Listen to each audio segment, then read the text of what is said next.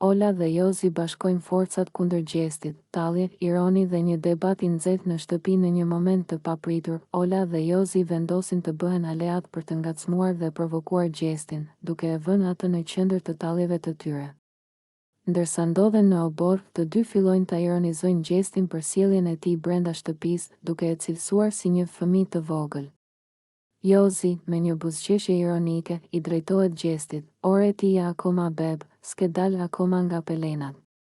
Si ka mundësi që ti e merr gjithçka si lojë?" Ola qesh me të madhe dhe e mbështet Jozin duke thënë: "Po pra, Gjesti, je si një fëmijë që qan kur nuk i shkojnë gjërat siç do vet." Gjesti, i njohur për krenarinë e tij dhe për mënyrën se si nuk i lë të tjerët ta tallin, nuk e pranon lehtë këtë situatë. Ai i shikon të dy me një vështrim sfidues dhe përgjigjet: "Hë pra, ju duket vetja shumë të rritur ju të dy? Ju mendoni se unë jam beb, por në fakt, ju jeni ata që s'dini si të luani këtë lojë. Ndaj keni mbetur duke u marrë me mua." Ola dhe Jozi nuk ndalen me kaq. Ata vazhdojnë ta ngacmojnë Gjestin duke e imituar dhe duke e quajtur beb i përkëdhelur, ndërsa banorët e tjerë i shikojnë me kurreshtje dhe disa prej tyre qeshin.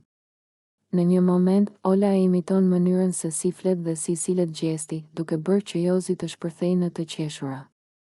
Unë jam Gjesti dhe dua të jem gjithmonë në qendër të vëmendjes," thot ajo me një ton të egzageruar.